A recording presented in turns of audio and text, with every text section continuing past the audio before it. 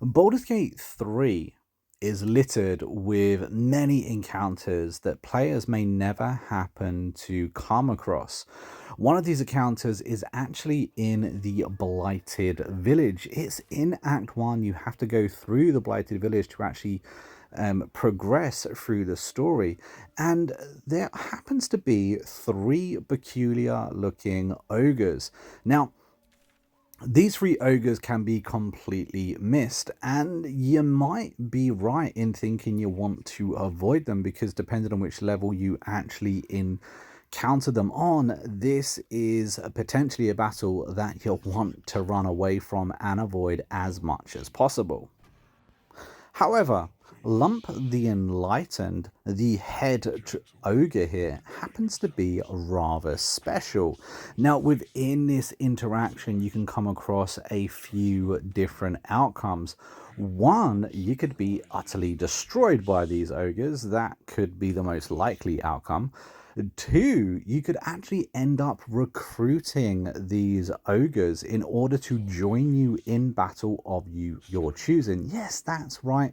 If you get some interactions correct, you have the opportunity to actually get given an artifact. This artifact can be used to call this trio into battle 3 times. After that, they disappear. You never hear from them again. But in the right circumstances and up against a few of the right ground troops, these guys will absolutely decimate. And it could be a lifesaver at times too. Because, I mean, after all, who doesn't want some ogre support? Now, the choices are pretty simple. You can pay an obscene amount of money in order to recruit these guys, or you could also persuade them to join you for absolutely nothing. Now, that persuasion is rather difficult. You'll see in this video that I need a little bit of luck on my side, and if you plan to have them join you, then you may need a little bit of luck on your side too. But you know what, guys? I have managed to grab them in my game, and I've called them into battle as well. And they are a mighty trio to call into battle, especially if you feel like the odds are against you, especially if you feel like you just need that helping hand to get through this battle. You don't want to save scum, you don't want to come back when you're stronger, and you just want to get the fight over and done with. Well, if you blow on the horn, you get these three in battle, and they're pretty handy in battle.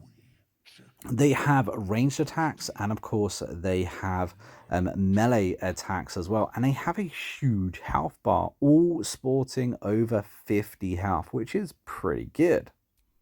Now, in order to do this, you need to tell them to forget the goblins as they're currently working for the goblins and to fight for you. Now, when you give them this option, you have a few different options yourself. You can give them 500 gold, you give them 1,000 gold, or of course, you could use your charm of persuasion. Now, if you have a character with high level persuasion, then you probably got a little bit of a better chance than I did. Now, there are some different things that can help you on this roll as well, like for instance having guidance. Now, there's a necklace that you can pick up probably before you get to this part, which can help you with that. As you can see right now, I need to roll a 20, or at least get close enough to a 20 in order for this interaction to actually work. Now, I used my inspiration points to re-roll. If you've got them, you can do this as well. You could also reload the game. If you plan to reload the game, make sure you save relatively close to this point. But if you're very lucky and if you get a critical success like myself, then hey presto guys, you've just got yourself a ogre army that you can recruit on cue. You get given a horn in which you can blow in any kind of scenario that you feel you're going to need a little bit of ogre support. They will come and do what they do. You cannot control them. They are independent NPCs. They will just interact with the bad guys around. So unfortunately, you don't have, ogre power at your fingerprints, but they will be there assisting you in battle however they choose fit. And as you can see, all three ogres have a huge health pool. They're very, very strong. You can actually look at their stats, and they have got some impressive stats. So really, any battle in Act 1, Act 2, these guys are going to really be able to help. However, so far in this video, I've been telling you about why you should recruit them. Well, there is a very good reason why you shouldn't recruit them. In fact, there's an even better reason why, in fact, you should kill them. Because if you do kill them, you get to loot their bodies. And on looting them, you actually get access to one of the best items in the game. It happens to be a tiara, a helmet, something you wear on your head. Now, once you wear it, you actually give yourself 17 intelligence. Now, this is a base stat of 17 intelligence. So if you happen to have better than it, it's not going to improve it, but it will revert your intelligence stat to 17, which is absolutely massive. Now, getting your hands on this item means that you can actually do some amazing builds, because you can completely strip the intelligence stat and then, of course, pop this on your character. So you can seriously buff some amazing character builds with this. Now, if you loot the rest of the body, you do actually pick up Lap's Warhorn. Now, if you try to blow the horn after obviously killing him, you will be met with a message that says dead ogres can't help, which is probably extremely true.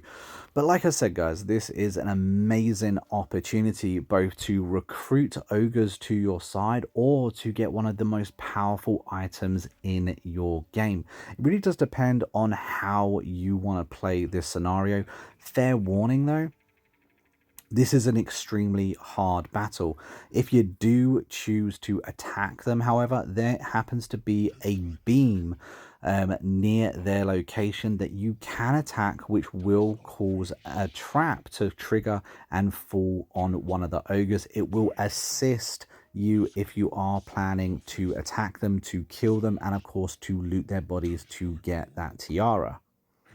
But there we go, guys. That is how to get one of the most powerful items in the game, or of course, recruit some rather interesting bodyguards.